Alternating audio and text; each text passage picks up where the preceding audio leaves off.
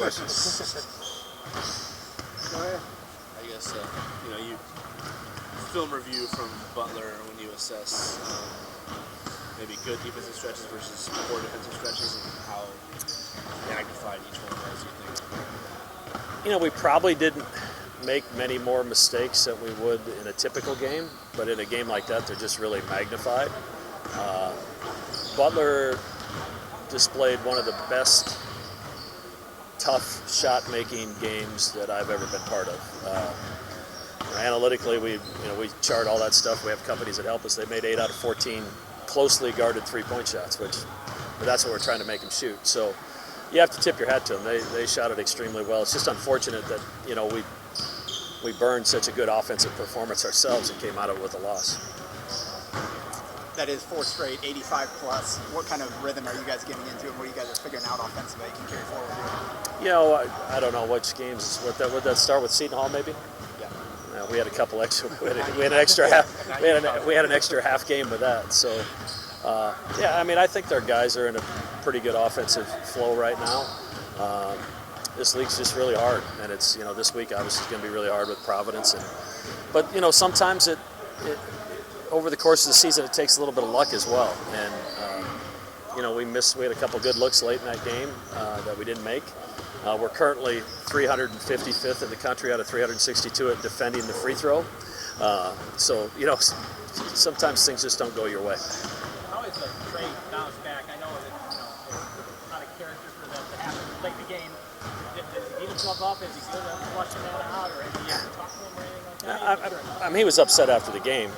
He wants to be in that situation, and he had 2 really good looks from the three-point line, and then we set up an ISO for him on an out-of-bounds play, and he had a half a step on him, and unfortunately dribbled off his foot. So that happens once in a while. He was ready for practice on Saturday.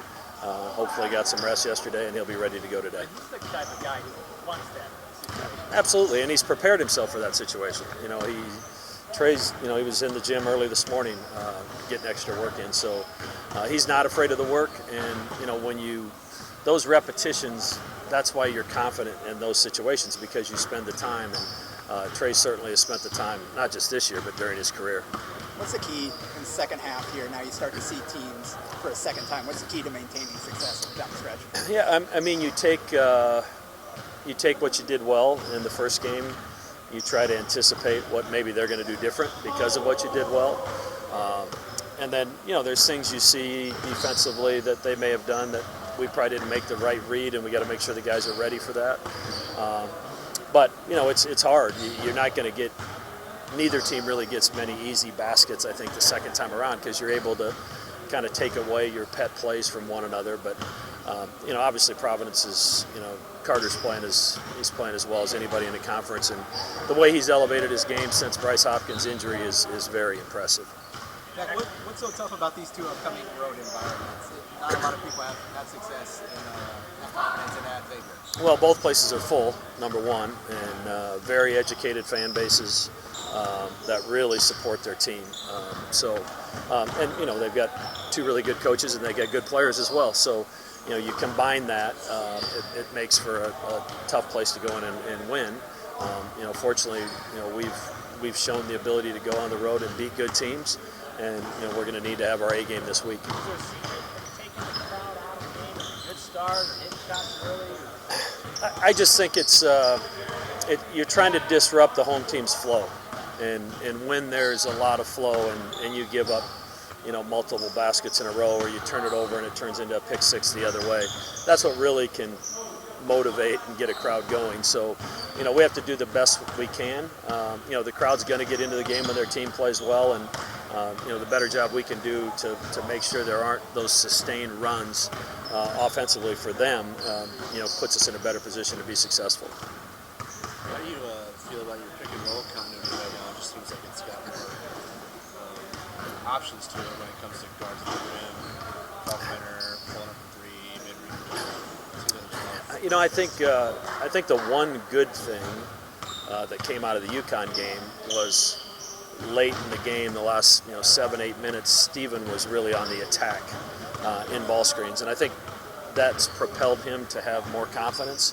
and going to the rim and, you know, understanding when Kalk's got somebody sealed and you can get all the way to the rim and finish, or when you need to shoot your pull-up, when you need to dump it to Kalk. And I think the combination of, you know, he now along with Trey and Baylor has given us a lot of options. And Ryan continues to draw a lot of attention at the rim, which that creates dominoes for our offense in itself. So, but, you know, Steven's been more aggressive, and, you know, obviously he's made some shots recently. So they're trying to run him off the line, and he's been able to attack and make some things happen for our offense. Maybe not these two in particular, but just on the road in college basketball, how tough is it to pick up a win with so much better than I mean, just now? turn on a game any night of the week, and there's generally a pretty good team going down on the road. So, you know, the fact that we've won as many as we have on the road, you know, there are a lot of teams, you know, some in the top 30 in the country that, you know, have really struggled to get more than one or two road wins, and you know, we've got 5 of them, I think, and we've got some really good opportunities coming up. But it's hard. It certainly helps to have an older team, a more mature team. They understand that it's, you know, it's not a vacation; it's a business trip, and you know, we've got a job to do. Yeah, no Steelers. You know. Doug's a big Niners fan, and you know, with my Iowa State connections, I probably got to go with Brock Purdy and the Niners. Steven said that he thinks it ends with Purdy throwing a pick, like on a potential game-winning drive. He would say something like that. Anything else? Thanks, guys. Thanks, man.